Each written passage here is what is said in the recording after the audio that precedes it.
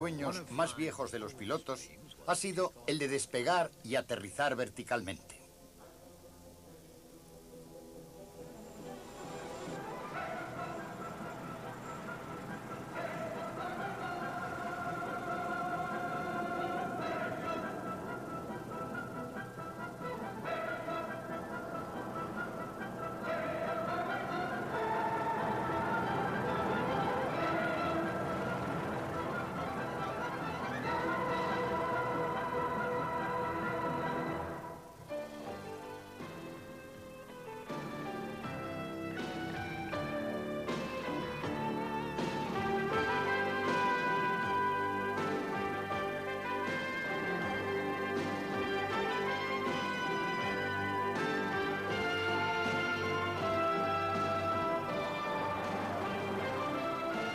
Alcanzar el cielo.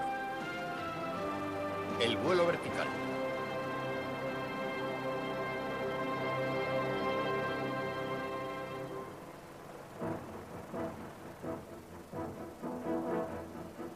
El helicóptero es el más versátil de todos los tipos de aeronaves.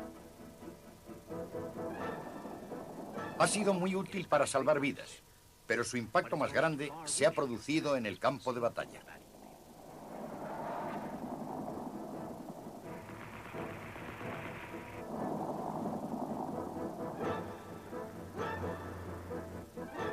El helicóptero ha aumentado la capacidad de fuego de los ejércitos y la movilidad de los soldados.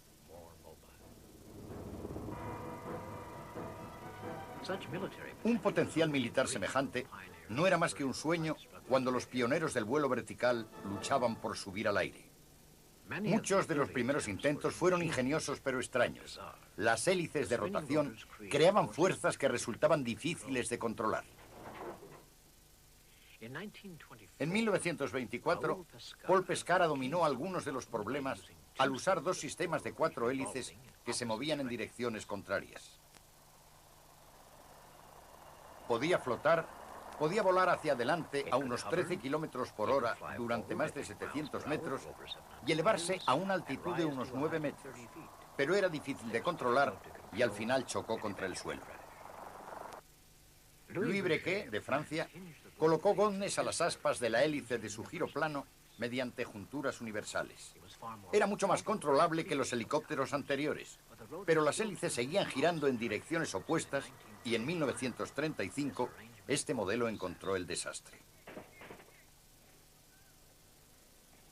La idea de ponerles goznes a las aspas de la hélice comenzó con Juan de la Cierva, el pionero español. Este inventó otro tipo de aeronave con un ala giratoria, el autogiro. Además de un propulsor, llevaba una hélice en la parte posterior que se movía libremente con la moción de marcha de la aeronave. Sus carreras de despegue y aterrizaje eran muy cortas, pero no podía flotar sobre un punto fijo. Es divertido verlos volar todos juntos. Sí, parecen un montón de libélulas. El futuro del autogiro parecía prometedor. Parecía ser la aeronave popular ideal. Juan de la Cierva era un español que quería construir un avión que no perdiera velocidad. Esa era su idea original, y creo que comprendió que si podía conseguir que las alas giraran continuamente, entonces mantendría la velocidad. Y si planeaban del modo en que lo hace la semilla del sicomoro, no se pararían, aunque el avión estuviera quieto en el aire.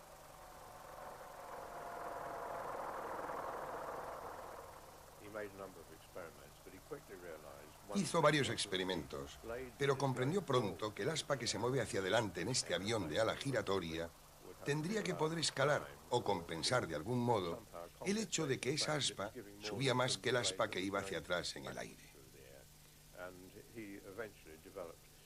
Y al final inventó lo que llamamos ahora la hélice articulada, que es la clave del éxito del helicóptero. Él solucionó la mayor parte de los problemas que hubiera podido presentar un helicóptero. Una vez que se solucionó el problema del helicóptero, declinó el interés por el autogiro.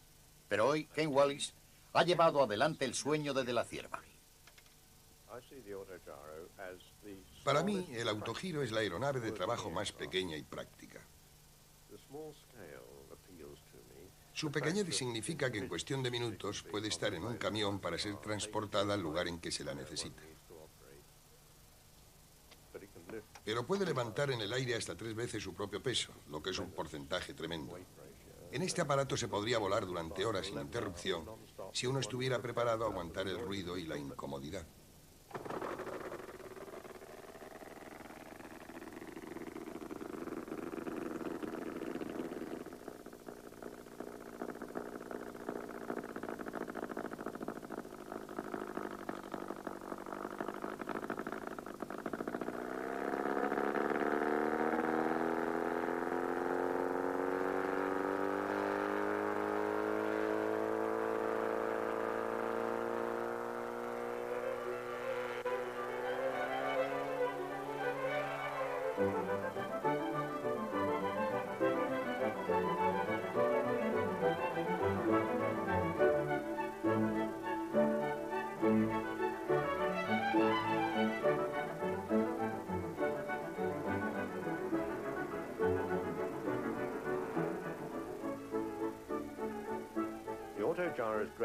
La mayor virtud del autogiro es que es totalmente seguro. Es seguro por naturaleza. Y es posible pilotarlo de tal modo que al mismo tiempo puedes ocuparte de la tarea principal del viaje.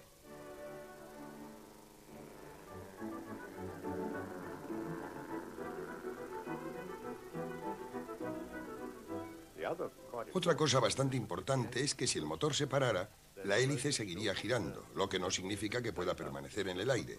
Tienes que buscar un sitio para aterrizar, pero por lo menos la hélice sigue girando. Creo que el autogiro no ha tenido el éxito del helicóptero después de los años 30, porque el helicóptero hace cosas que al autogiro le es imposible. Puede despegar y aterrizar verticalmente. Y como es lógico, flotar, volar de lado y hacia atrás. Pero uno paga un precio muy alto por eso.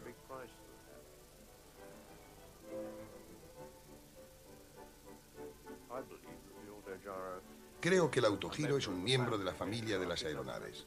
No tiene que competir con el helicóptero. Es uno más de la familia.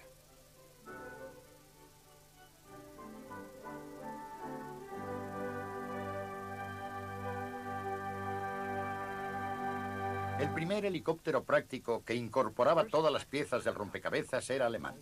El FA-61 fue construido por Heinrich Fock en 1936. Sus 2 hélices articuladas iban montadas sobre outriggers a ambos lados del fuselaje.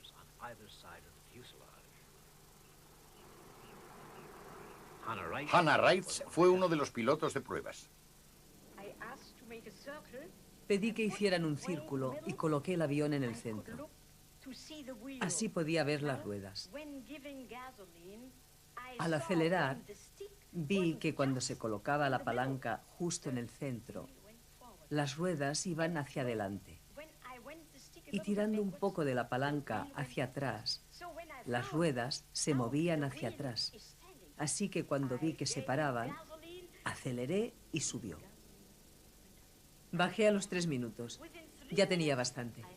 Los nazis explotaron el valor propagandístico del helicóptero pilotado por una mujer atractiva. Hannah Reitz voló el FA-61 todas las noches durante 3 semanas dentro del Palacio de los Deportes de Berlín en una feria comercial de 1938. Su maestría en el arte de flotar fue una prueba tangible de la ventaja que llevaban los alemanes en el vuelo vertical. Heinrich Fock no estaba solo. En 1940, Anton Flettner había perfeccionado el sistema de intermezclar las aspas de la hélice de su helicóptero, el colibrí. Podía alcanzar 145 kilómetros por hora en vuelo horizontal y era muy fácil de maniobrar. El colibrí podía flotar en el aire e incluso volar hacia atrás y se considera el primer helicóptero práctico del mundo. Fue construido para la Marina alemana como descubridor de submarinos y podía operar desde la plataforma de armas de un crucero. La Marina encargó 1000 de ellos, pero al declinar la capacidad industrial de Alemania al final de la guerra, no llegaron a ser construidos. Lo mismo ocurrió con el Dragón de Heinrich Fock. se construyó a partir de los diseños de antes de la guerra como transportador de tropas del ejército alemán. Se probaron 3 que llevaban 3 armas ligeras atadas debajo. Pero al final de la guerra, la tecnología que poseían los alemanes sobre los helicópteros pasó a los aliados. La guerra incentivó el progreso en vuelo vertical en ambos bandos. En América, el pionero visionario fue un emigrado ruso, Igor Sikorsky. Recuerdo que un buen amigo mío, gran ingeniero de aviación y científico, me preguntó: ¿cuándo podrá el helicóptero ir más rápido que el avión? ¿Lo sabes? Yo le dije: sí, lo sé. La respuesta es nunca. ¿Cuándo podrá el helicóptero resultar más eficaz que el avión? ¿Lo sabes? Yo también dije: sí, lo sé, nunca. Pero le dije que el helicóptero podía realizar una serie de tareas que ningún avión podría llevar nunca a cabo. Y de hecho, ningún aparato podría realizarlas aparte del helicóptero. Sikorsky había patentado ya el helicóptero con un aspa y aspas en la cola antes de la guerra. Pero, como todos los pioneros, sufrió algunos reveses. Igor Sikorsky fue su propio piloto de pruebas, y fue su trabajo en los comienzos de los años 40 lo que hizo del helicóptero lo que hoy conocemos.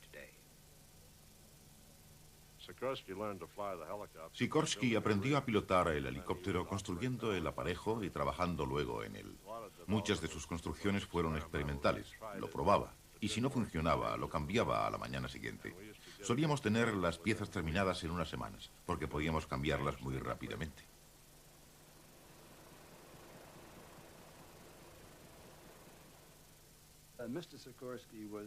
El señor Sikorsky era lo que yo llamaría una bellísima persona.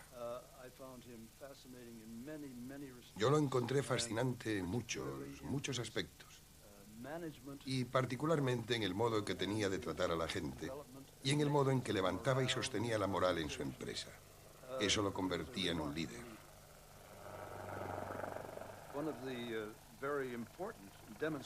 Una de las demostraciones más importantes que teníamos que hacer consistía en volar hasta alguien en una zona pequeña y hacer que pusieran una maleta o un maletín o lo que fuera en la parte delantera y luego nos retirábamos. Era una prueba muy importante porque demostraba que el helicóptero podía hacer lo que tenía que hacer, que es estar siempre controlado completamente por el piloto a cualquier velocidad, incluso mientras está flotando en el aire. El helicóptero alcanzó la mayoría de edad. La era del helicóptero comenzó el 14 de agosto de 1941. Por fin habíamos condensado esas hélices de cola horizontales de la parte posterior del avión en una hélice única situada en la cola y disponíamos de un control cíclico para controlar lateralmente la nave. Habíamos llevado el aparato sobre el aeropuerto de Stratford. Yo había comenzado a realizar lentamente varias maniobras, empezando a ejecutar lo que llamamos vuelo envolvente, haciendo que fuera más rápido y parando de pronto, volviendo a empezar repentinamente y todo sin que se produjera ningún problema. Y de pronto comprendimos que estaba listo. El trabajo de Sikorsky condujo pronto a una máquina práctica, el XR-4. Las posibilidades parecían ilimitadas. El sueño consistía en que el helicóptero se convertiría en una forma común de transporte y podría ser usado por el público. Pensábamos que millones de personas se beneficiarían de eso. Y luego se nos ocurrió que sería muy útil para salvar vidas. Y pensamos que podría ser algo maravilloso para otros tipos de transporte de esa naturaleza, transportes de urgencia. Pero no ocurrió. El desarrollo comercial del helicóptero se produjo muy lentamente y se basó en encargos militares.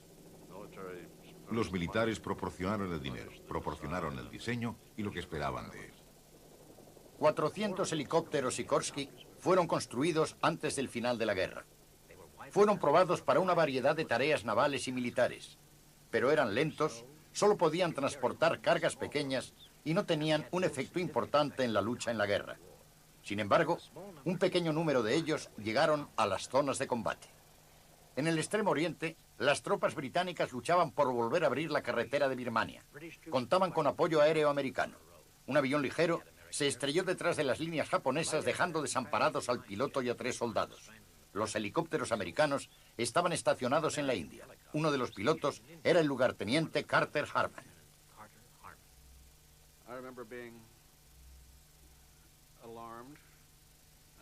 Recuerdo que me sentí alarmado y no muy contento ante la posibilidad de volar durante 1000 kilómetros hasta el centro de Birmania para buscar un avión que se había caído con un piloto americano y 3 soldados a bordo.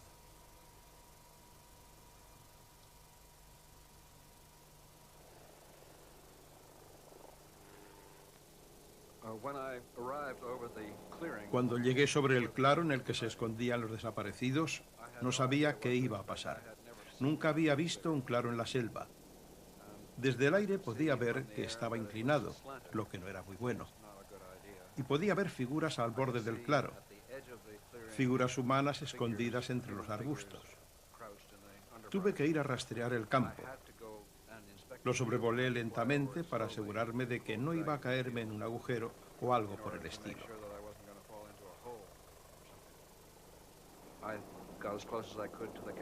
Me acerqué tanto como pude a las víctimas, manteniéndome alejado de las rocas y de los agujeros, y aterricé. Aterricé ligeramente inclinado, pero no se produjo ningún ruido extraño, así que supuse que todo iba bien.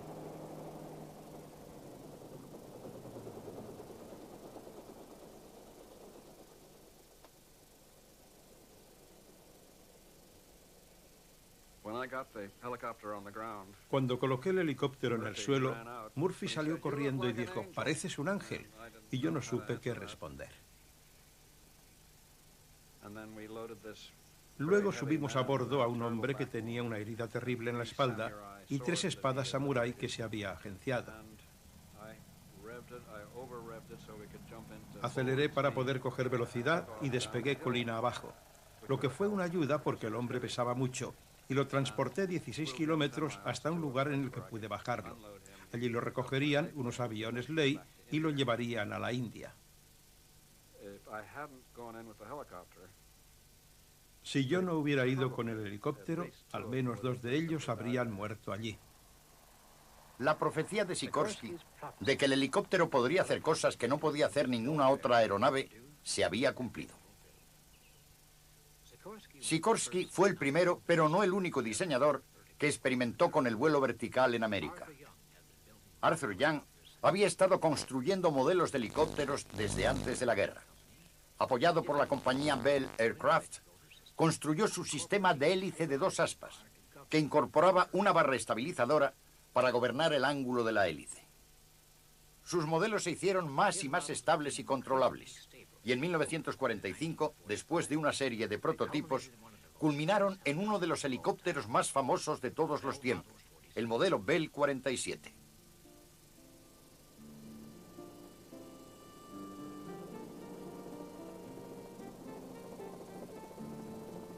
El Bell 47, con su morro de burbuja familiar y el distintivo sonido de las aspas de su hélice, se convirtió en uno de los grandes salvadores de vidas de la Guerra de Corea. Los heridos podían ser sacados del campo de batalla y transportados a un hospital móvil del ejército en cuestión de minutos después de haber sido heridos. Como salvador de vidas, el helicóptero no tiene paralelo. Rescatados por un helicóptero. Viajando desde Suatou a Singapur, este barco noruego se hundió. Una situación peligrosa para los pasajeros, pero un helicóptero de la 7ª Flota Americana vino en su ayuda. Fue uno de esos casos de las mujeres y los niños primero, cuando los soldados americanos que acudieron al rescate del barco subían a los chinos a bordo del helicóptero que se mantenía en el aire. En los años 50 aparecieron helicópteros de muchas formas y tamaños, y con la llegada del motor a reacción y la potencia extra que proporcionaba, los helicópteros se hicieron más y más grandes. El XH-17 lleva 2 motores a reacción modificados. Sus aspas miden 36 metros de extremo a extremo. Esta poderosa aeronave es el primero de los helicópteros de carga construidos para el ejército americano.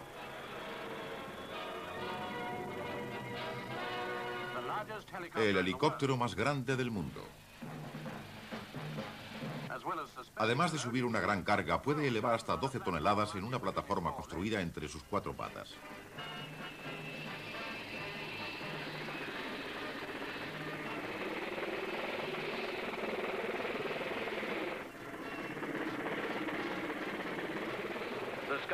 La grúa del cielo vuelve al trabajo, esta vez para la industria del tendido de líneas eléctricas. La red de líneas de transmisión de todo el país está en continua expansión debido a la gran demanda de potencia eléctrica.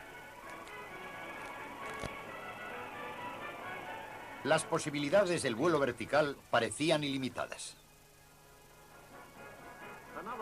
Otra máquina con una gran variedad de usos es la Fairey Rotodyne, famosa por ser el primer transportador aéreo de vuelo vertical del mundo.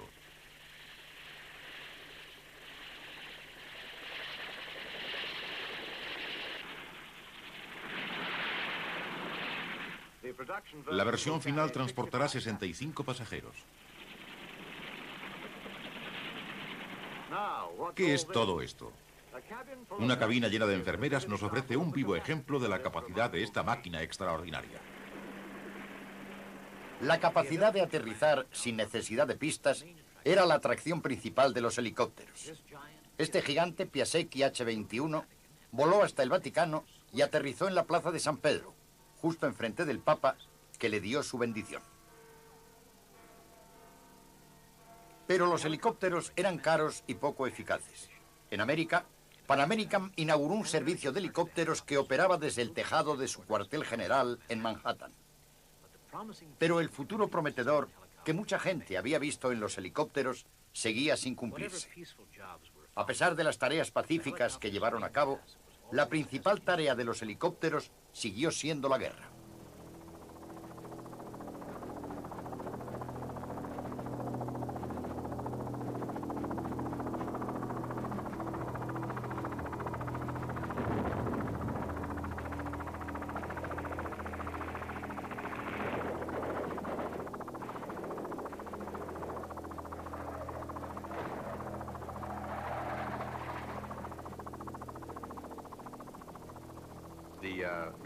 La razón por la que el ejército llevó helicópteros a Vietnam fue porque pensaron que nos darían sobre los vietnamitas la ventaja de la que carecían los franceses.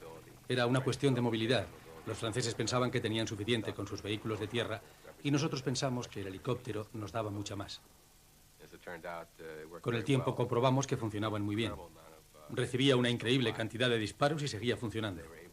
Podía sacar tropas de la línea de fuego desde pequeñas zonas de aterrizaje y transportaba heridos y muertos. De hecho, yo diría que el helicóptero Huey, en particular, salvó cientos, miles de vidas que hubieran aumentado el número de bajas si no hubiera sido por él.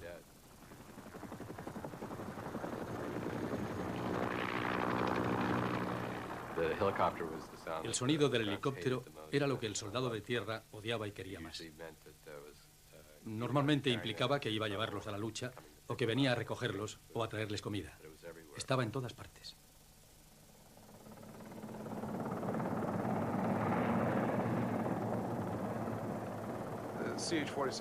El CH-47 Chinook era una aeronave maravillosa. En Vietnam se usó como camión aéreo. Y también se usó como avión de asalto. Puede llevar hasta 125 personas.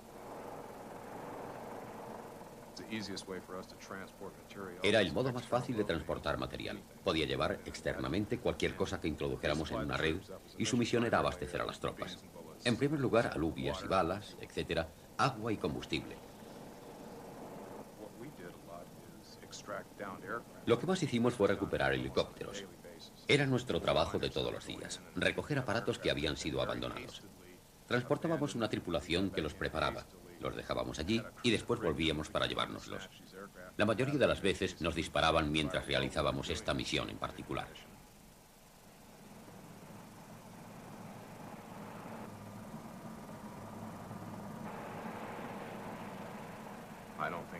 No creo que haya ningún tipo de entrenamiento que pueda prepararte bien para lo que ibas a encontrarte en Vietnam. Realizabas maniobras muy poco convencionales con el helicóptero. Llegabas a una zona de fuego y estabas sobre aire caliente. Todo era aire caliente y especialmente si mantenías contacto con una unidad de tierra. En algunos casos debías quedarte a baja altura y ser capaz de iniciar y completar un descenso más o menos sobre el perímetro de esa unidad que estaba en tierra, y mientras lo hacías probablemente te estaban disparando. Tú intentabas disparar, moverte y comunicarte con toda esa tecnología que tenías a tu disposición, radios, sistemas de armas, etc. Hablabas con gente que estaba en tierra, en una zona de fuego, en la que el tipo con quien te comunicabas estaba tan asustado que no podía hablar. Su voz apenas le salía de la garganta y no entendías nada. Oyes los disparos de fondo y tú vas hacia ellos. Y en algunos casos todo esto ocurría en mitad de la noche, lo que complicaba las circunstancias de un modo dramático. Añadía confusión. Miro ahora hacia atrás y hay cosas que parecen en retrospectiva como una comedia de enredo. Uno se pregunta cómo demonios es posible que pudiera sobrevivir.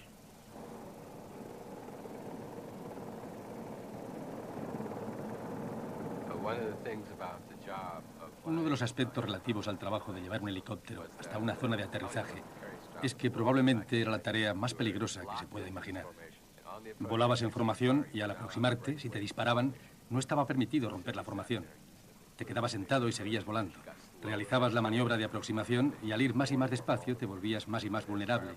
Y mientras te disparaban desde el suelo, seguías sin poder moverte de tu posición.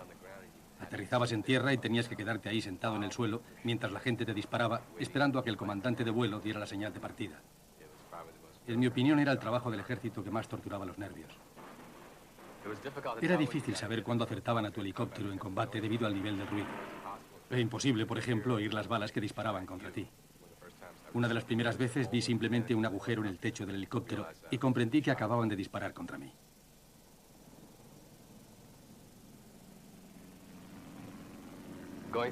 Al volar entre las copas de los árboles tienes que mantener el fuselaje tan bajo como sea posible entre las copas. Yo he visto a jefes de tripulación que eran golpeados en la cara por las ramas. Esto da una idea de lo bajo que volábamos entre los árboles. Era un viaje emocionante. Las tropas demostraban su alegría gritando en la parte de atrás. Se hizo evidente que las aspas de la hélice del Huey eran muy fuertes. Yo descubrí accidentalmente que podía cortar con ellas los bordes de las ramas. En varias ocasiones corté ramas de 5 centímetros de grosor con el aspa del Huey, sin sufrir ningún daño de importancia.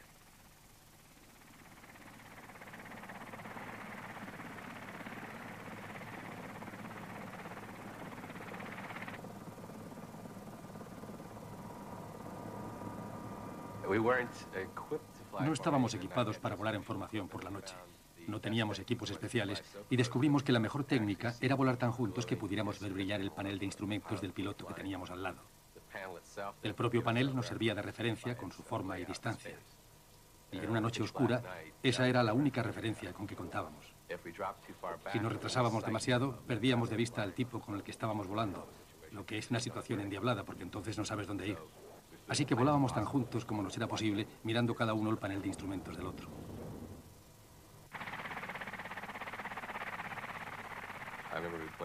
Recuerdo que una vez me propusieron para una medalla, porque mi amigo y yo fuimos a rescatar a unas tropas en tierra en medio de un ataque con morteros.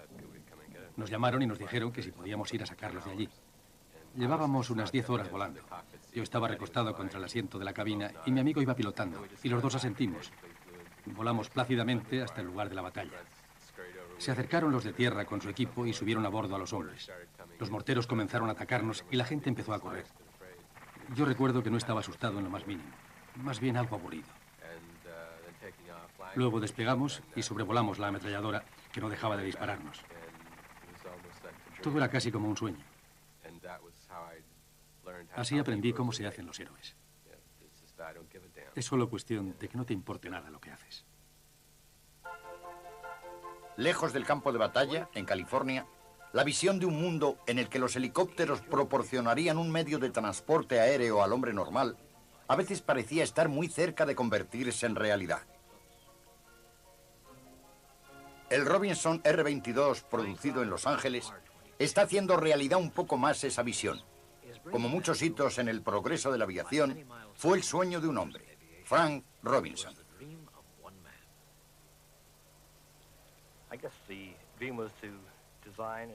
Supongo que el sueño consistía en diseñar y construir un helicóptero grande que pudiera usar una gran parte de la población.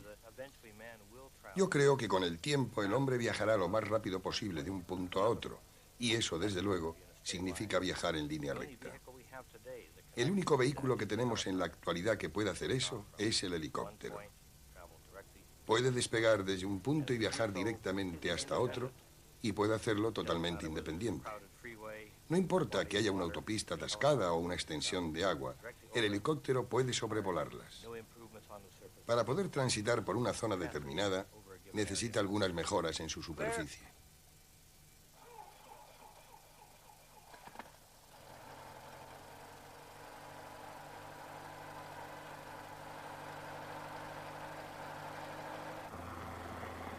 El R-22 ha sido diseñado para que resulte tan fácil de volar como sea posible.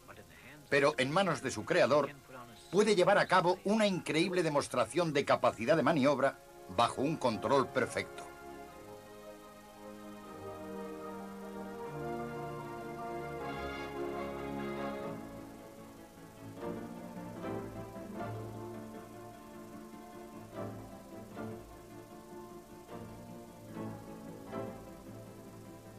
También ha sido diseñado para que resulte lo más económico posible, con la intención de animar a más gente a aprender a pilotar helicópteros. Al congestionarse las carreteras cada vez más, Frank Robinson espera que la gente viajará más por el aire.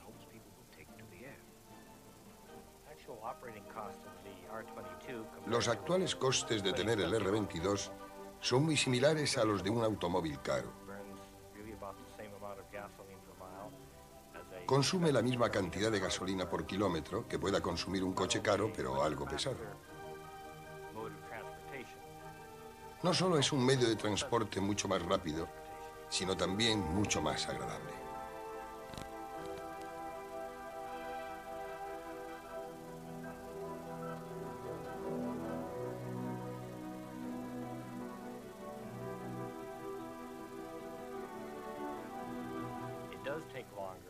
Lleva más tiempo aprender a pilotar un helicóptero que aprender a pilotar un avión ligero y, desde luego, mucho más tiempo que conducir un coche. Pero una vez que has aprendido, se convierte en algo muy natural y relajante y requiere muy poco esfuerzo. Aterrizar en el tejado de un edificio no es nada difícil. La técnica es ligeramente diferente a la de aterrizar en el suelo. Y la clave está en concentrarse en el helipuerto que hay encima del tejado y volar directamente hacia él. No mirar al borde del edificio o a los lados, simplemente concentrarse en el helipuerto. No es muy diferente a aterrizar en el mismo helipuerto en el suelo. Mucha gente sigue pensando que si fallara el motor del helicóptero, se caería y se estrellaría contra el suelo. Desde luego, eso no es cierto. Cuando falla un motor, el helicóptero entra en lo que se llama autorrotación, que consiste en un planeo no muy diferente al de un avión. La principal diferencia es que cuando un helicóptero planea hacia abajo, el piloto tiene un control muy bueno sobre el aparato y puede elegir un lugar para bajar sin dañar. Se me ocurren muchos ejemplos en los que un individuo puede viajar con un helicóptero ligero de un modo más barato y ciertamente mucho más rápido de lo que lo haría con un automóvil.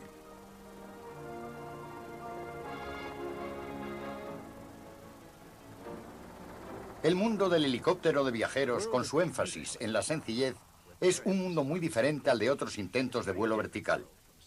Los helicópteros no son la única aeronave que sube directamente hacia arriba. En los años 50 se intentó construir un caza que pudiera despegar y aterrizar verticalmente.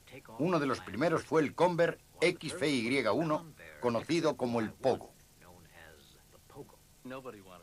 Nadie quería pilotarlo, no había voluntarios. Pero cuanto más aprendía sobre el avión, más pensaba que era una buena idea y que podía funcionar bien. Si lo pienso ahora, comprendo que era bastante peligroso, porque se trataba de una planta experimental, un avión y un concepto experimental, y es muy difícil que esas tres cosas juntas no conlleven muchos riesgos.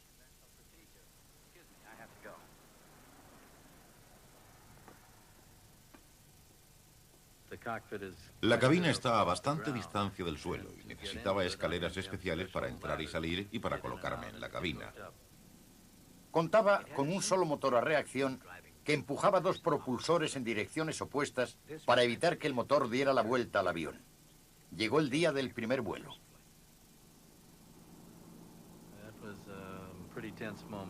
Fue un momento bastante tenso porque había mucha gente por allí, 3.000 personas de Washington y de los alrededores, y teníamos un avión que, en lo que se refiere a vuelo de transición, no había sido probado nunca.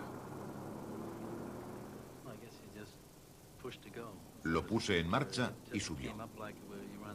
Subió como si llegaras al cielo saliendo del agua. Una transición muy bella. Todo fue como había sido planeado. Skid Coleman subió hasta 1.200 metros.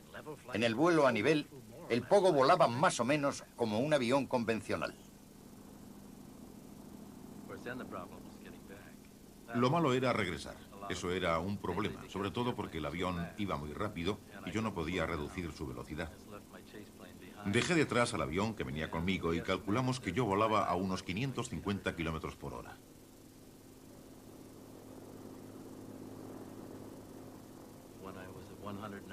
Cuando conseguí bajar a 190 kilómetros, tiré de la palanca, apagué el motor y dije, allá vamos.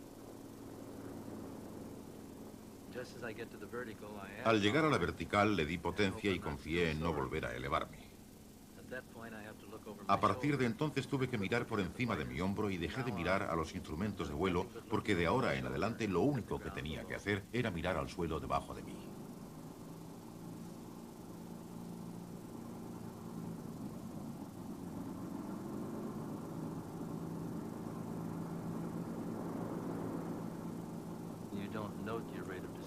No notas que estás bajando hasta que has bajado mucho y el avión está en el índice crítico de descenso. Al bajar a unos 6 metros por segundo, se tambalea. Cuando llego al sitio en el que quiero aterrizar, floto encima de él, bajo y suelto totalmente el acelerador, lo que coloca el rotor en una mejor posición y te asegura un apoyo sólido en el suelo. Cuando terminó el primer vuelo, Skids sintió solo una cosa. Alivio. Un gran alivio. Porque después del primero estaba muy cansado. Había tenido que bajar desde 210 metros. Y si no hubiera habido algunos helicópteros por allí ayudándome a volver en ese primer vuelo, no lo habría conseguido nunca. El Pogo no fue nunca adaptado como un caza, pero América siguió experimentando con la idea de construir un avión que pudiera hacer la transición del vuelo vertical al horizontal y regresar con un solo sistema de motores. El Ryan X-13 llevaba un motor a reacción. Una vez más, era necesaria mucha habilidad y concentración por parte del piloto, particularmente al aterrizar, lo que se hacía contra una torre especialmente preparada.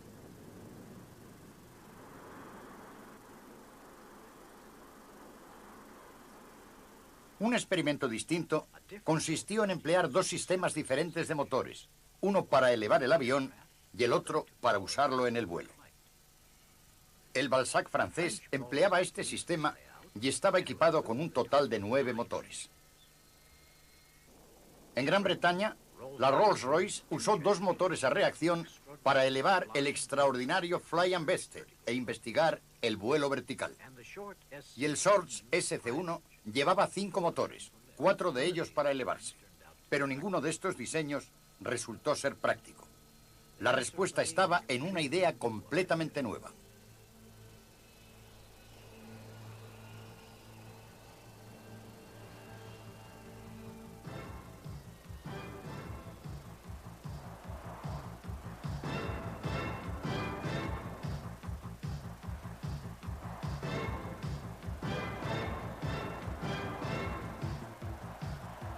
El Harrier británico, o Jump Jet, como se le conoce popularmente, es el resultado de muchos años de investigación.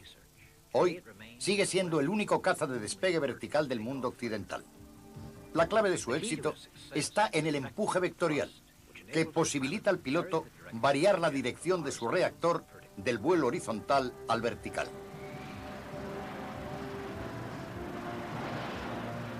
Ha estado en servicio con la Real Fuerza Aérea desde 1969, como caza de ataque en tierra capaz de operar cerca de las tropas, desde escondites, en casi cualquier tipo de terreno.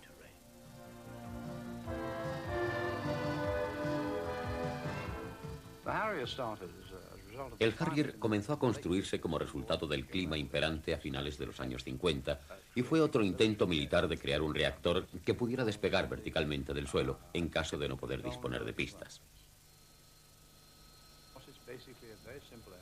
Básicamente se trata de una aeronave sencilla, de un motor, usada para vuelo vertical. El mismo motor se emplea en el vuelo horizontal y no hay nada más sencillo que eso. Todos los experimentos que usaban motores diferentes para despegar han desaparecido. Se los ha tragado la historia. El peso fue siempre una cuestión importante. Sudamos sangre para intentar que el avión no resultara pesado.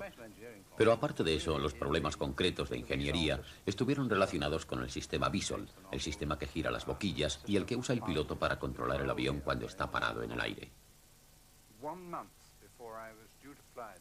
Un mes antes de que tuviera que pilotar este avión tan importante en mi vida, parecía que iba a perdérmelo, porque cuando me encontraba probando un Hunter en Alemania, me llevó a casa un conductor no muy bueno, que chocó contra unos árboles y me rompí un tobillo. Ingresé en el hospital pensando que iba a perder esta oportunidad de mi vida. En cualquier caso, una vez escayolado el tobillo a la mañana siguiente, me las arreglé para convencer al cirujano de que me permitiera volver a Inglaterra en mi Hunter. Iba saltando a todas partes, no quería usar muletas, conducía mi coche. Piloté todos los aviones y helicópteros que pude, y al final conseguí que el centro médico de a bordo me diera la categoría, única en la historia de la aviación civil, de piloto de pruebas apto solo para volar en un avión atado. Y así fue como comencé ese proyecto. El primer vuelo con sogas tuvo lugar en octubre de 1960.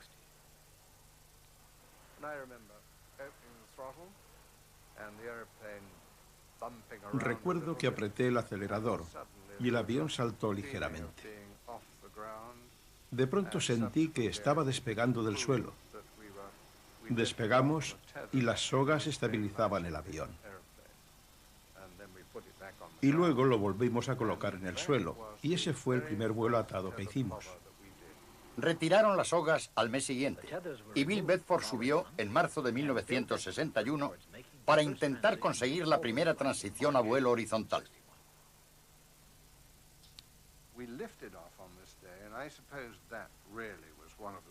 Ese día despegamos y creo que fue uno de los momentos más emocionantes. Sentí que la idea funcionaba bien mientras el avión aceleraba tan suavemente como un ladrillo resbalando por una pista de hielo hasta llegar al vuelo horizontal. Comprendimos que lo habíamos conseguido, que habíamos dado un paso adelante importante y probado que la idea funcionaba, aunque quedaban aún muchos experimentos por hacer para mejorar su uso operacional. En 1963, el sistema de empuje vectorial había sido probado concienzudamente.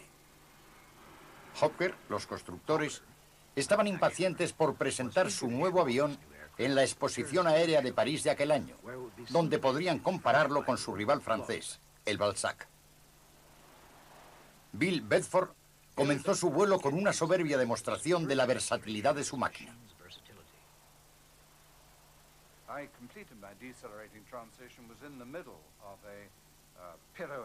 Completé mi transición de desaceleración. Estaba en mitad de una pirueta cuando de pronto me vi cayendo hacia el suelo y choqué, muerto de vergüenza, enfrente de la tienda del presidente, en la plataforma de cemento, en medio de una desintegración progresiva del tren de aterrizaje y de unos ruidos enormes. El choque fue solo un pequeño revés. Bedford había demostrado ya que la idea del Harrier tenía una gran variedad de aplicaciones, incluida la capacidad de operar desde barcos. A decir verdad, algunos de nuestros amigos en la Marina, que en aquel tiempo estaban luchando por retener el gran avión de transporte, no se sintieron muy entusiasmados cuando en 1963 hicimos la primera prueba a bordo del HMS Ark Royal. Recuerdo que el comandante del portaaviones, almirante Donald Gibson, dijo amablemente: Bill, Lo que más me ha impresionado ha sido la total ausencia de miedo entre los espectadores. Normalmente los aviones nuevos que llegan a bordo son más grandes, más pesados y más rápidos. Y aquí tenemos algo que es justamente lo contrario. En lo que a mí respecta, es mejor detenerse y aterrizar que aterrizar e intentar detenerse.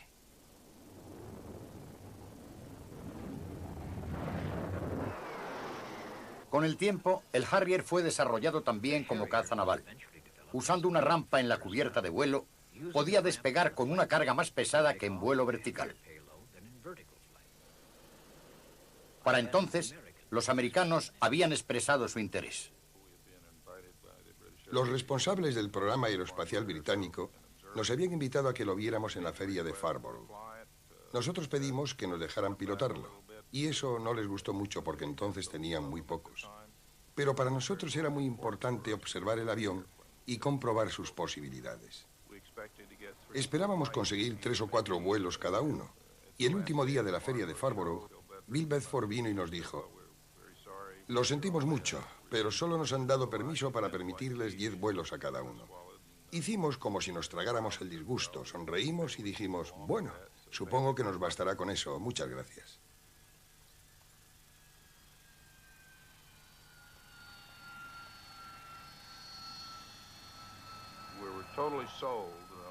Nos dimos cuenta de que era la respuesta que habíamos estado buscando para obtener un avión que pudiera proporcionar soporte aéreo cercano a la Marina en tierra. Era mucho mejor que ningún otro de los que tuviéramos noticia, y los marines estaban convencidos de que el Harrier parecía hecho a su medida, y hoy sigue siendo su avión. El Harrier fue construido para los cuerpos de marines de los Estados Unidos como el AV-8. Es una de las piezas claves de los escuadrones de ayuda de los marines y ahora es mucho más grande y poderoso que los primeros Harriers.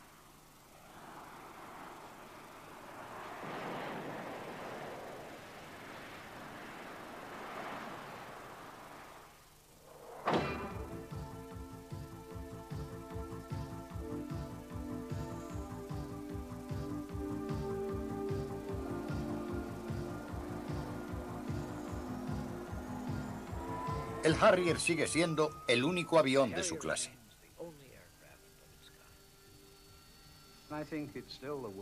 Yo creo que es todavía el caza más incomprendido del mundo.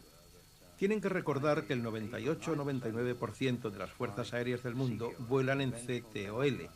Y ha habido una enorme inversión en aeropuertos y aeroplanos que necesitan pistas, y es imposible cambiar de pronto la tendencia del servicio militar. Así que cuando aparece el Harrier y abre la posibilidad de mover los aviones tácticos lejos de las bases, porque estas bases son vulnerables en la guerra, naturalmente el jefe de las fuerzas aéreas piensa: tal vez necesite Harriers, pero ¿qué hago con estos otros reactores que he comprado? ¿Qué van a pensar mis jefes, mi presidente y mis políticos si les envío un mensaje que diga: quizá no podamos contar con ellos cuando los necesitemos porque no tengamos pistas? Creo que esa postura es el peor enemigo de los Harriers. Pero los helicópteros y los Harriers no son ya los únicos tipos de aeronaves que pueden volar verticalmente. Honorables huéspedes, señoras y caballeros, la aeronave que abrirá una nueva dimensión de vuelo, el V-22 Osprey.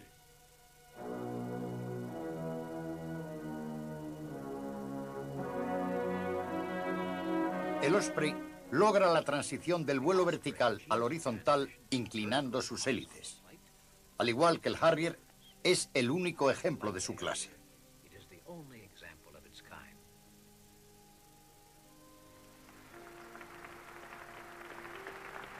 La idea de un avión con hélice inclinada no es nueva. Los primeros diseños se hicieron antes de la guerra. Se llamaron aviones convertibles. Pero este avión solo ha podido hacerse realidad gracias a los avances técnicos más recientes en aerodinámica y materiales. El primer avión de hélice voló en América en 1955, y ese comienzo tan temprano culminó en 1977 con el primer vuelo de un gran logro tecnológico, el XV-15.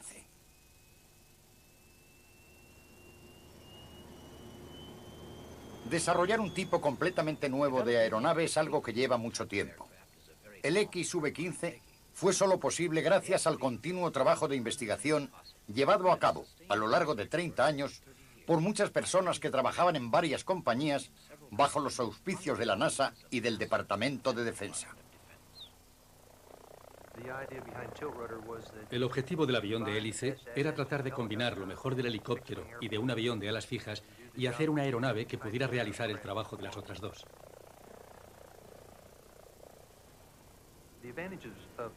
Las ventajas del avión de hélice sobre el helicóptero y sobre el avión convencional de ala fija son que el helicóptero vuela normalmente a una velocidad de 250 a 270 kilómetros por hora y nosotros volamos a 495 o 500 kilómetros. Así que la velocidad de un avión de hélice es doble que la de un helicóptero convencional. Al mismo tiempo, la potencia requerida es mucho menor, por lo que consume menos combustible que un helicóptero. Un avión de hélice resulta más eficaz, porque, a diferencia de un helicóptero, lo que hace que se eleve es el ala fija, dejando que toda la potencia de las hélices se traduzca en velocidad. El XV-15 estaba en Nueva York en el verano del 84 y realizamos un vuelo desde Battery Park, que está más abajo de Manhattan, un vuelo directo hasta la base de Boeing en Washington, lo que implicaba un vuelo de 320 kilómetros, y lo hicimos en unos 45 minutos de punto a punto. Este mismo vuelo, saliendo de Manhattan, hubiera supuesto un viaje de 45 minutos en coche hasta el aeropuerto para coger allí un avión convencional, con lo que el viaje a Washington hubiera tardado unas 2 horas y media.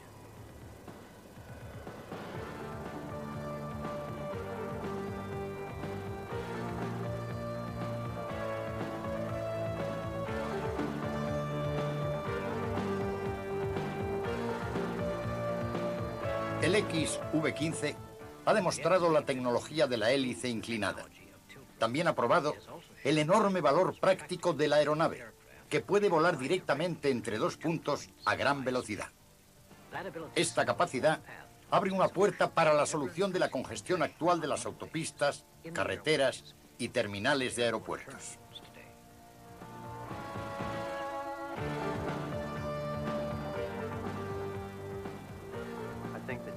Yo creo que el avión de hélice tiene ventajas que convencerán a un gran porcentaje del mercado del helicóptero, como lo conocemos hoy, y asumirá también algunos de los papeles del mercado de ala fija.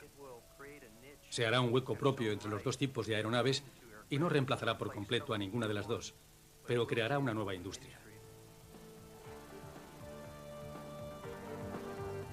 El avión de hélice testimonia tanto los sueños como los logros técnicos de los primeros pioneros del vuelo vertical. Su última visión está a punto de hacerse realidad. Con el Osprey, el avión de hélice se mueve de una fase experimental a una fase militar. Y no quedan muchas dudas de que en las décadas futuras los pasajeros de las líneas aéreas descubrirán que los aviones de hélice son algo muy común.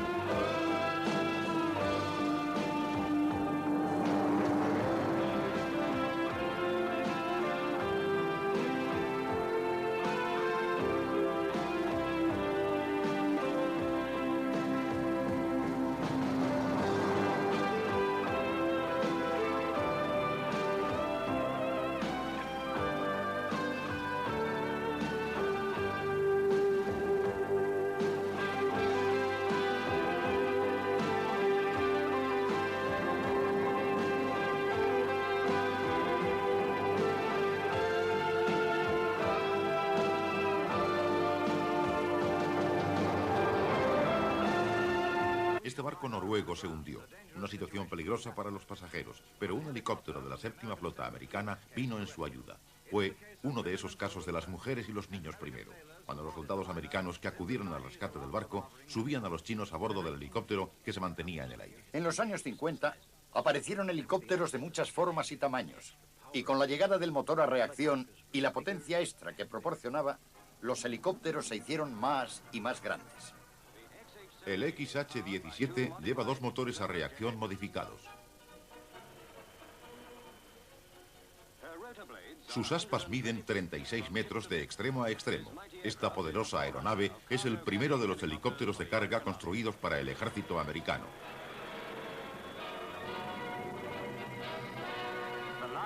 El helicóptero más grande del mundo. Además de subir una gran carga, puede elevar hasta 12 toneladas en una plataforma construida entre sus 4 patas.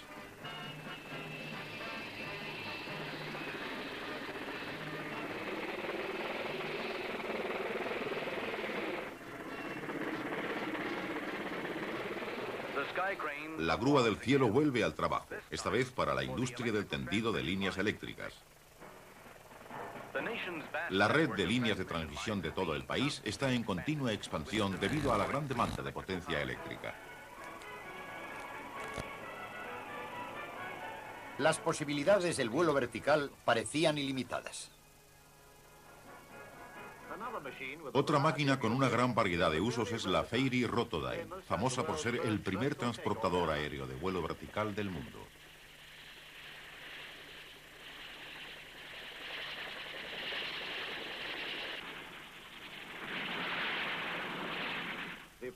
La versión final transportará 65 pasajeros. ¿Qué es todo esto? Una cabina llena de enfermeras nos ofrece un vivo ejemplo de la capacidad de esta máquina extraordinaria.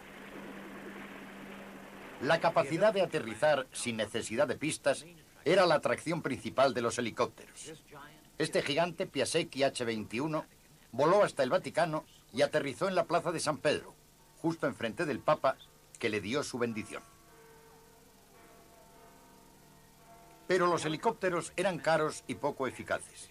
En América, Pan American inauguró un servicio de helicópteros que operaba desde el tejado de su cuartel general en Manhattan.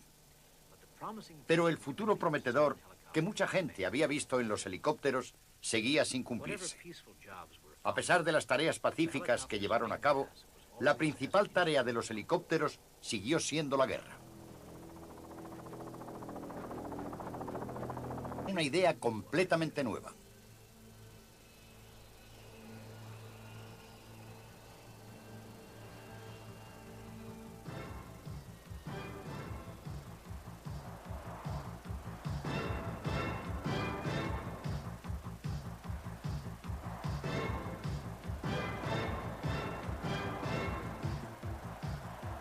El Harrier británico, o Jumjet, como se le conoce popularmente, es el resultado de muchos años de investigación. Hoy sigue siendo el único caza de despegue vertical del mundo occidental. La clave de su éxito está en el empuje vectorial, que posibilita al piloto variar la dirección de su reactor del vuelo horizontal al vertical.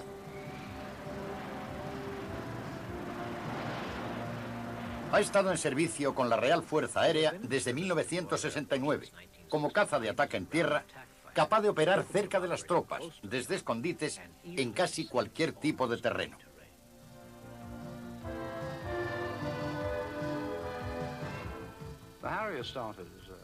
El Harrier comenzó a construirse como resultado del clima imperante a finales de los años 50 y fue otro intento militar de crear un reactor que pudiera despegar verticalmente del suelo en caso de no poder disponer de pistas.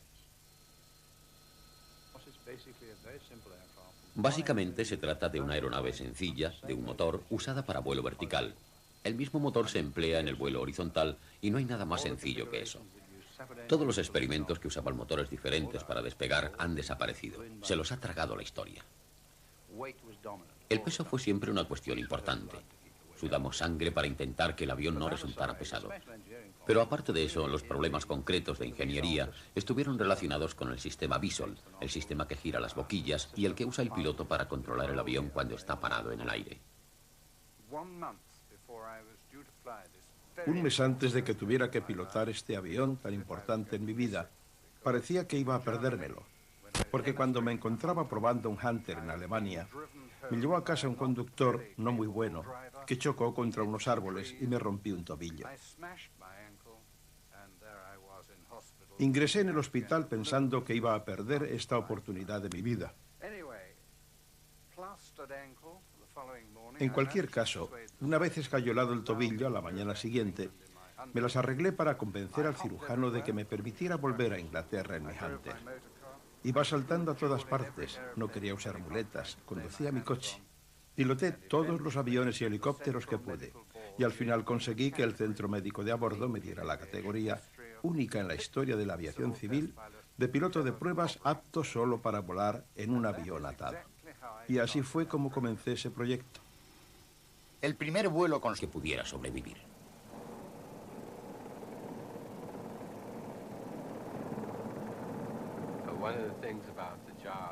Uno de los aspectos relativos al trabajo de llevar un helicóptero hasta una zona de aterrizaje es que probablemente era la tarea más peligrosa que se pueda imaginar.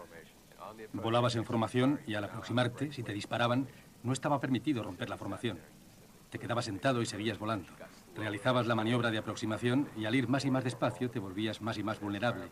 Y mientras te disparaban desde el suelo, seguías sin poder moverte de tu posición. Aterrizabas en tierra y tenías que quedarte ahí sentado en el suelo mientras la gente te disparaba, esperando a que el comandante de vuelo diera la señal de partida. En mi opinión, era el trabajo del ejército que más torturaba los nervios. Era difícil saber cuándo acertaban a tu helicóptero en combate debido al nivel del ruido. Era imposible, por ejemplo, oír las balas que disparaban contra ti. Una de las primeras veces vi simplemente un agujero en el techo del helicóptero y comprendí que acababan de disparar contra mí.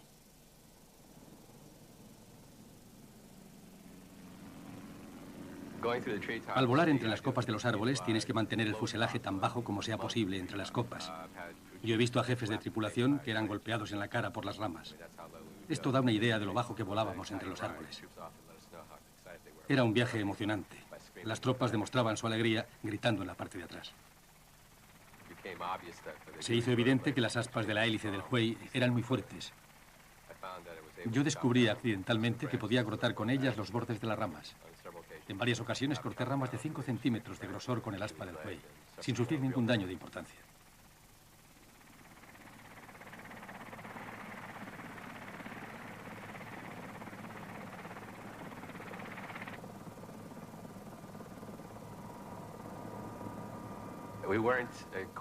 No estábamos equipados para volar en formación por la noche. No teníamos equipos especiales y descubrimos que la mejor técnica era volar tan juntos que pudiéramos ver brillar el panel de instrumentos del piloto que teníamos al lado. El propio panel nos servía de referencia con su forma y distancia. Y en una noche oscura, esa era la única referencia con que contábamos. Si nos retrasábamos demasiado, perdíamos de vista al tipo con el que estábamos volando, lo que es una situación endiablada porque entonces no sabes dónde ir. Así que volábamos tan juntos como nos era posible, mirando cada uno el panel de instrumentos del otro.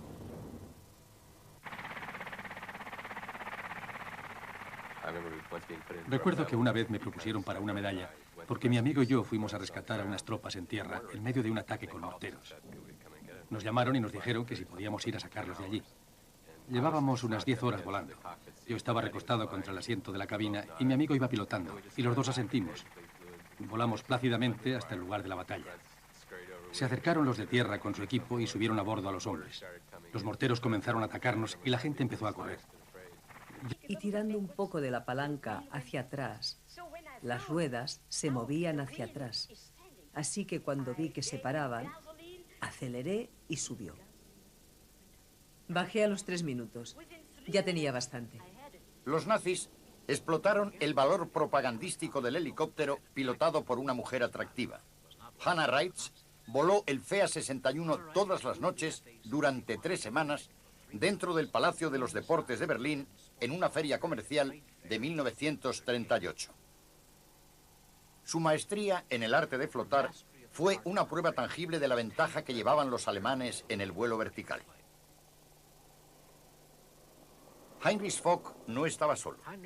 En 1940, Anton Flettner había perfeccionado el sistema de intermezclar las aspas de la hélice de su helicóptero, el colibrí. Podía alcanzar 145 kilómetros por hora en vuelo horizontal y era muy fácil de maniobrar. El colibrí podía flotar en el aire e incluso volar hacia atrás y se considera el primer helicóptero práctico del mundo. Fue construido para la Marina alemana como descubridor de submarinos y podía operar desde la plataforma de armas de un crucero. La Marina encargó 1000 de ellos, Pero al declinar la capacidad industrial de Alemania al final de la guerra, no llegaron a ser construidos. Lo mismo ocurrió con el Dragón de Heinrich Foch. Se construyó a partir de los diseños de antes de la guerra como transportador de tropas del ejército alemán. Se probaron 3 que llevaban 3 armas ligeras atadas debajo.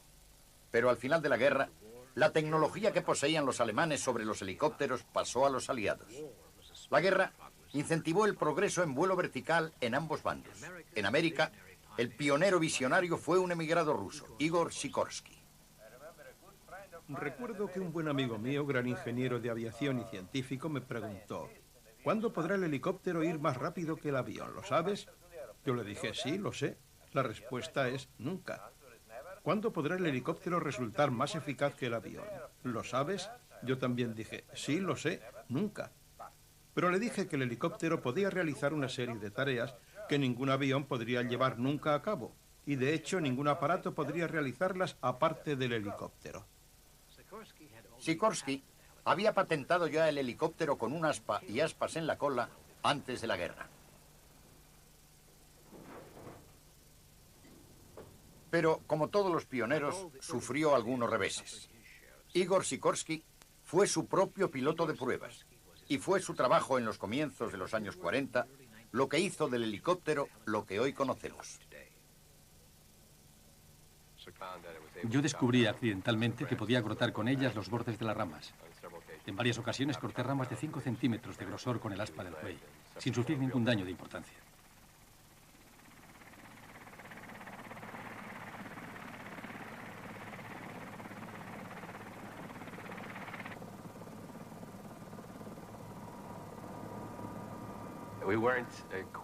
No estábamos equipados para volar en formación por la noche.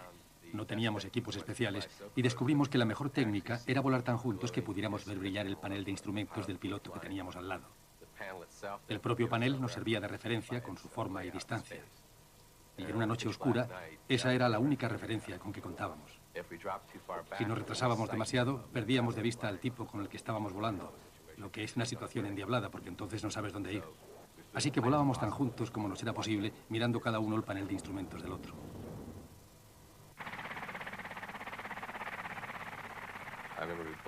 Recuerdo que una vez me propusieron para una medalla, porque mi amigo y yo fuimos a rescatar a unas tropas en tierra en medio de un ataque con morteros. Nos llamaron y nos dijeron que si podíamos ir a sacarlos de allí. Llevábamos unas 10 horas volando. Yo estaba recostado contra el asiento de la cabina y mi amigo iba pilotando, y los dos asentimos. Volamos plácidamente hasta el lugar de la batalla. Se acercaron los de tierra con su equipo y subieron a bordo a los hombres. Los morteros comenzaron a atacarnos y la gente empezó a correr. Yo recuerdo que no estaba asustado en lo más mínimo, más bien algo aburrido. Luego despegamos y sobrevolamos la ametralladora que no dejaba de dispararnos. Todo era casi como un sueño. Así aprendí cómo se hacen los héroes. Es solo cuestión de que no te importe nada lo que haces. Lejos del campo de batalla, en California, la visión de un mundo en el que los helicópteros proporcionarían un medio de transporte aéreo al hombre normal, a veces parecía estar muy cerca de convertirse en realidad. El Robinson R-22, producido en Los Ángeles, está haciendo realidad un poco más esa visión. Como muchos hitos en el progreso de la aviación, fue el sueño de un hombre, Frank Robinson.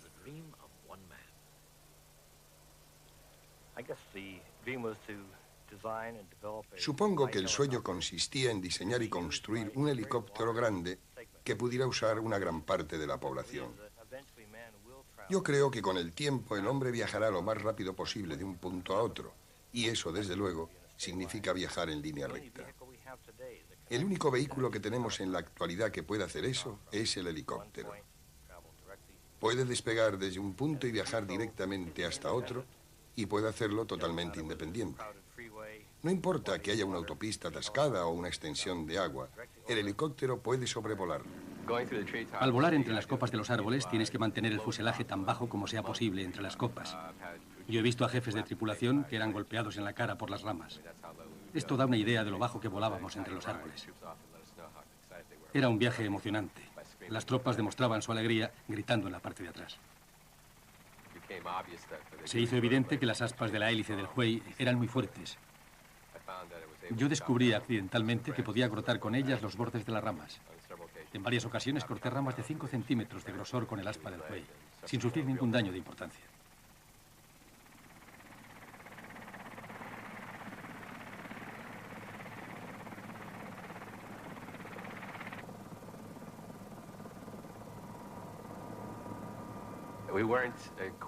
No estábamos equipados para volar en formación por la noche. No teníamos equipos especiales y descubrimos que la mejor técnica era volar tan juntos que pudiéramos ver brillar el panel de instrumentos del piloto que teníamos al lado. El propio panel nos servía de referencia con su forma y distancia. Y en una noche oscura, esa era la única referencia con que contábamos. Si nos retrasábamos demasiado, perdíamos de vista al tipo con el que estábamos volando, lo que es una situación endiablada porque entonces no sabes dónde ir. Así que volábamos tan juntos como nos era posible, mirando cada uno el panel de instrumentos del otro.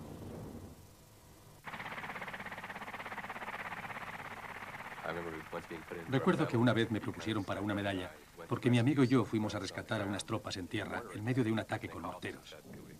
Nos llamaron y nos dijeron que si podíamos ir a sacarlos de allí. Llevábamos unas 10 horas volando. Yo estaba recostado contra el asiento de la cabina y mi amigo iba pilotando, y los dos asentimos. Volamos plácidamente hasta el lugar de la batalla.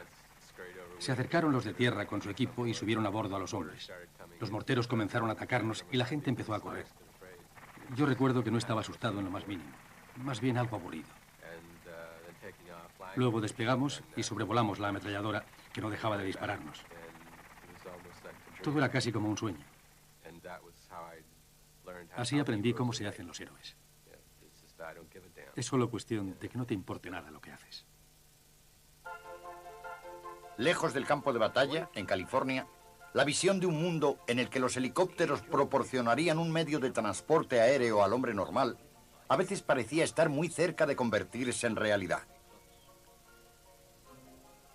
El Robinson R-22, producido en Los Ángeles, está haciendo realidad un poco más esa visión. Como muchos hitos en el progreso de la aviación, fue el sueño de un hombre, Frank Robinson.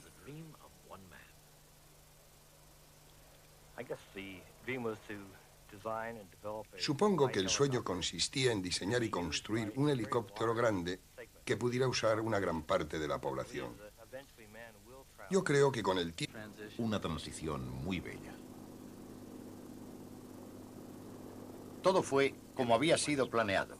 Skid Coleman subió hasta 1.200 metros.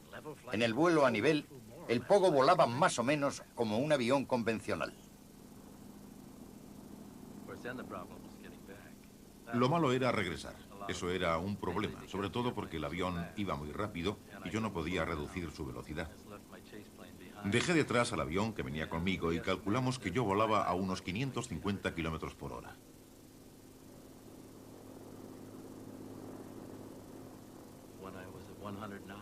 Cuando conseguí bajar a 190 kilómetros, tiré de la palanca. Apagué el motor y dije, allá vamos. Al llegar a la vertical le di potencia y confié en no volver a elevarme. A partir de entonces tuve que mirar por encima de mi hombro y dejé de mirar a los instrumentos de vuelo porque de ahora en adelante lo único que tenía que hacer era mirar al suelo debajo de mí.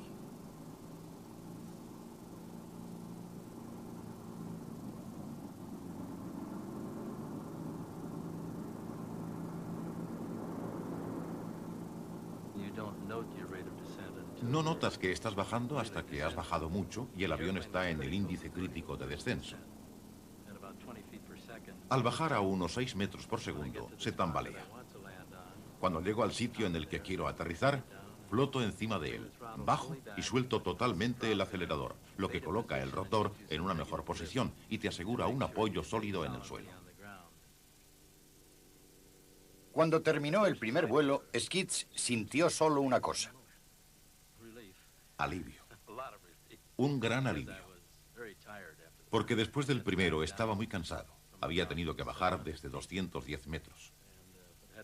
Y si no hubiera habido algunos helicópteros por allí ayudándome a volver en ese primer vuelo, no lo habría conseguido nunca. El Pogo no fue nunca adaptado como un caza, pero América siguió experimentando con la idea de construir un avión que pudiera hacer la transición del vuelo vertical al horizontal y regresar con un solo sistema de motores. El Ryan X-13 llevaba un motor a reacción. Una vez más, era necesaria mucha habilidad y concentración por parte del piloto, particularmente al aterrizar, lo que se hacía contra una torre especialmente preparada.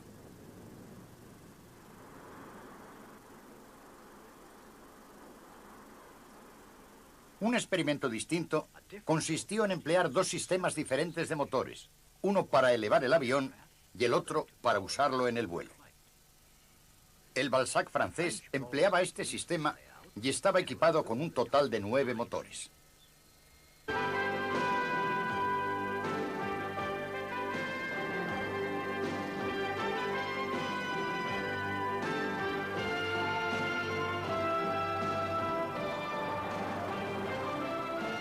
Alcanzar el cielo. El vuelo vertical.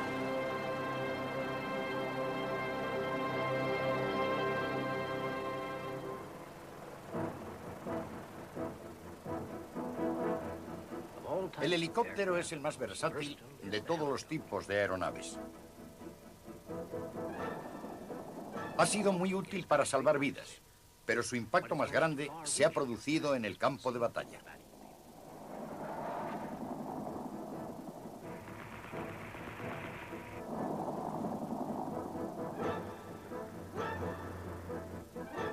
El helicóptero ha aumentado la capacidad de fuego de los ejércitos y la movilidad de los soldados.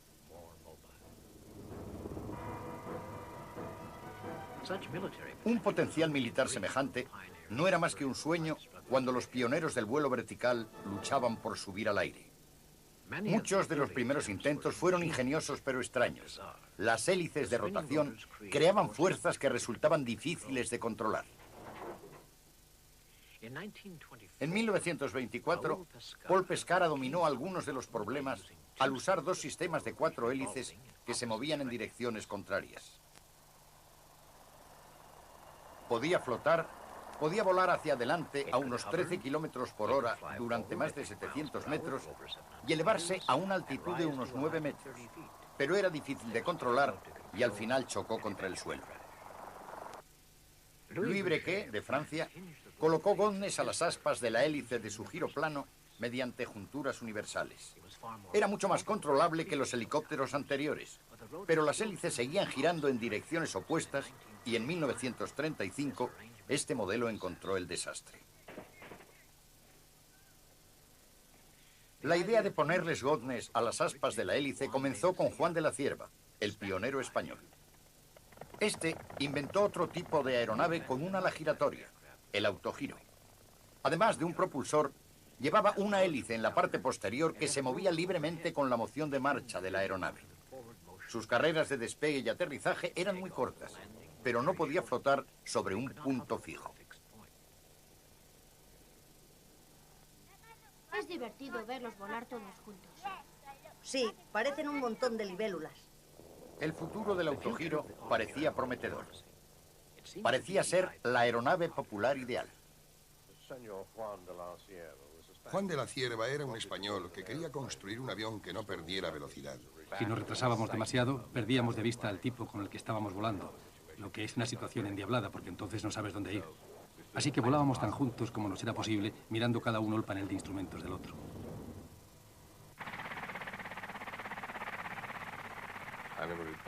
Recuerdo que una vez me propusieron para una medalla, porque mi amigo y yo fuimos a rescatar a unas tropas en tierra en medio de un ataque con morteros. Nos llamaron y nos dijeron que si podíamos ir a sacarlos de allí. Llevábamos unas 10 horas volando. Yo estaba recostado contra el asiento de la cabina y mi amigo iba pilotando, y los dos asentimos. Volamos plácidamente hasta el lugar de la batalla. Se acercaron los de tierra con su equipo y subieron a bordo a los hombres. Los morteros comenzaron a atacarnos y la gente empezó a correr. Yo recuerdo que no estaba asustado en lo más mínimo, más bien algo aburrido. Luego despegamos y sobrevolamos la ametralladora que no dejaba de dispararnos. Todo era casi como un sueño. Así aprendí cómo se hacen los héroes. Es solo cuestión de que no te importe nada lo que haces.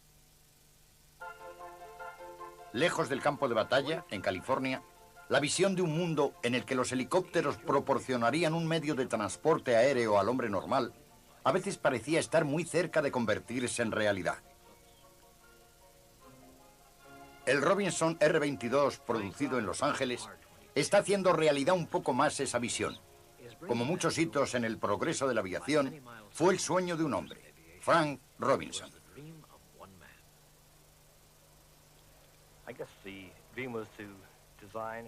Supongo que el sueño consistía en diseñar y construir un helicóptero grande que pudiera usar una gran parte de la población. Yo creo que con el tiempo el hombre viajará lo más rápido posible de un punto a otro, y eso, desde luego, significa viajar en línea recta. El único vehículo que tenemos en la actualidad que puede hacer eso es el helicóptero. Puede despegar desde un punto y viajar directamente hasta otro, y puede hacerlo totalmente independiente.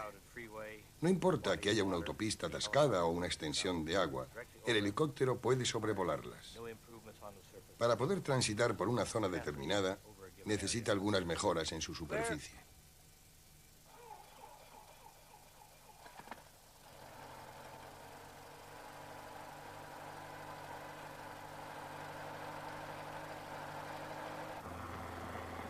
El R-22 ha sido diseñado para que resulte tan fácil de volar como sea posible. Pero en manos de su creador, puede llevar a cabo una increíble demostración de capacidad de maniobra bajo un control perfecto.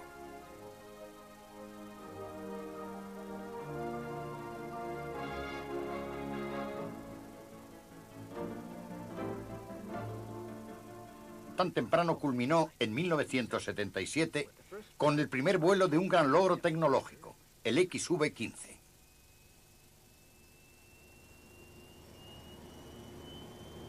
Desarrollar un tipo completamente nuevo de aeronave es algo que lleva mucho tiempo.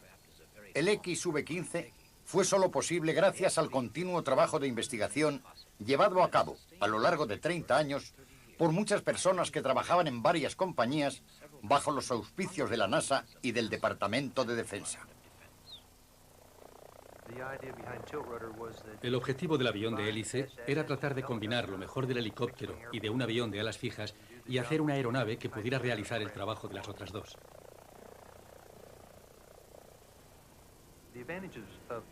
Las ventajas del avión de hélice sobre el helicóptero y sobre el avión convencional de ala fija son que el helicóptero vuela normalmente a una velocidad de 250 a 270 kilómetros por hora y nosotros volamos a 495 o 500 kilómetros. Así que la velocidad de un avión de hélice es doble que la de un helicóptero convencional. Al mismo tiempo, la potencia requerida es mucho menor, por lo que consume menos combustible que un helicóptero. Un avión de hélice resulta más eficaz, porque, a diferencia de un helicóptero, lo que hace que se eleve es el ala fija, dejando que toda la potencia de las hélices se traduzca en velocidad. El XV-15 estaba en Nueva York en el verano del 84 y realizamos un vuelo desde Battery Park, que está más abajo de Manhattan, un vuelo directo hasta la base de Boeing en Washington, lo que implicaba un vuelo de 320 kilómetros. Y lo hicimos en unos 45 minutos de punto a punto. Este mismo vuelo, saliendo de Manhattan, hubiera supuesto un viaje de 45 minutos en coche hasta el aeropuerto para coger allí un avión convencional, con lo que el viaje a Washington hubiera tardado unas 2 horas y media.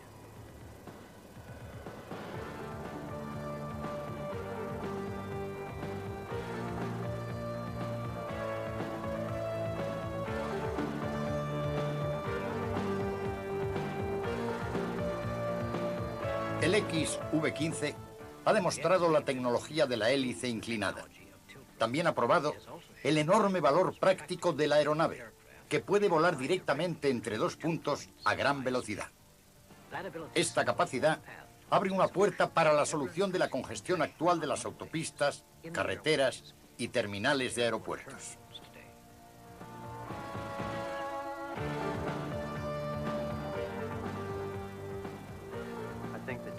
Yo creo que el avión de hélice tiene ventajas que convencerán a un gran porcentaje del mercado del helicóptero, como lo conocemos hoy, y asumirá también algunos de los papeles del mercado de ala fija.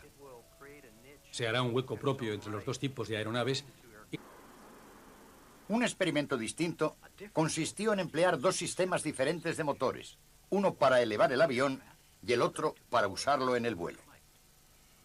El Balzac francés empleaba este sistema y estaba equipado con un total de 9 motores. En Gran Bretaña, la Rolls-Royce usó 2 motores a reacción para elevar el extraordinario Fly and Bester e investigar el vuelo vertical. Y el Shorts SC-1 llevaba 5 motores, 4 de ellos para elevarse. Pero ninguno de estos diseños resultó ser práctico. La respuesta estaba en una idea completamente nueva.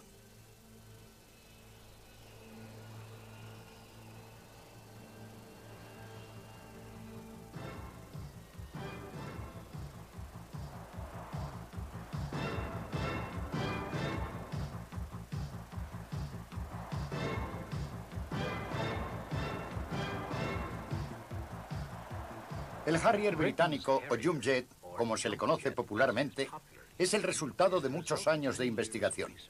Hoy sigue siendo el único caza de despegue vertical del mundo occidental. La clave de su éxito está en el empuje vectorial, que posibilita al piloto variar la dirección de su reactor del vuelo horizontal al vertical.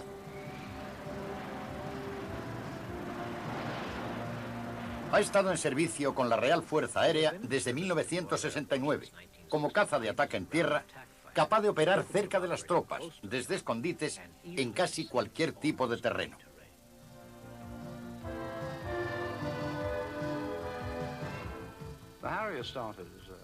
El Harrier comenzó a construirse como resultado del clima imperante a finales de los años 50 y fue otro intento militar de crear un reactor que pudiera despegar verticalmente del suelo en caso de no poder disponer de pistas. Básicamente se trata de una aeronave sencilla, de un motor, usada para vuelo vertical. El mismo motor se emplea en el vuelo horizontal y no hay nada más sencillo que eso. Todos los experimentos que usaban motores diferentes para despegar han desaparecido. Se los ha tragado la historia. El peso fue siempre una cuestión importante. Sudamos sangre para intentar que el avión no resultara pesado. Pero aparte de eso, los problemas concretos de ingeniería estuvieron relacionados con el sistema Bisol, el sistema que gira las boquillas y el que usa el piloto para controlar el avión cuando está parado en el aire. Un mes antes de que tuviera que pilotar este avión tan importante en mi vida, parecía que iba a perdérmelo, porque cuando me encontraba probando un Hunter en Alemania, me llevó a casa un conductor no muy bueno, que chocó contra unos árboles y me rompí un tobillo. Ingresé en el... Vio que si podía conseguir que las alas giraran continuamente, entonces mantendría la velocidad. Y si planeaban del modo en que lo hace la semilla del sicomoro, no se pararían, aunque el avión estuviera quieto en el aire.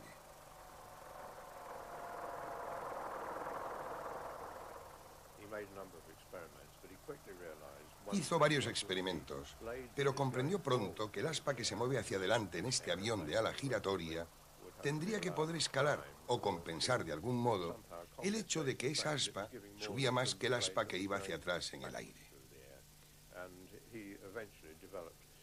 Y al final inventó lo que llamamos ahora la hélice articulada, que es la clave del éxito del helicóptero. Él solucionó la mayor parte de los problemas que hubiera podido presentar un helicóptero. Una vez que se solucionó el problema del helicóptero, declinó el interés por el autogiro. Pero hoy, Ken Wallis ha llevado adelante el sueño de la Cierva. Para mí, el autogiro es la aeronave de trabajo más pequeña y práctica. Su pequeñez significa que en cuestión de minutos puede estar en un camión para ser transportada al lugar en que se la necesite. Pero puede levantar en el aire hasta 3 veces su propio peso, lo que es un porcentaje tremendo. En este aparato se podría volar durante horas sin interrupción si uno estuviera preparado a aguantar el ruido y la incomodidad.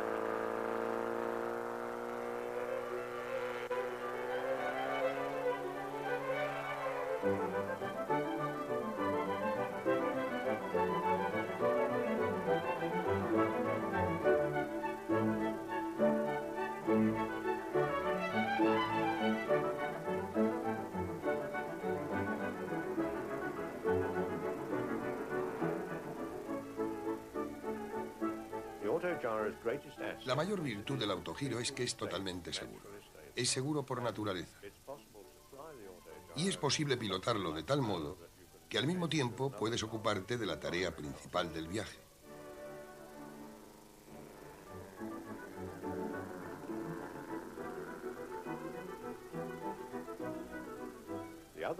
Otra cosa bastante importante es que si el motor se parara, la hélice seguiría girando, lo que no significa que pueda permanecer en el aire. Tienes que buscar un sitio para aterrizar, pero por lo menos la hélice sigue girando.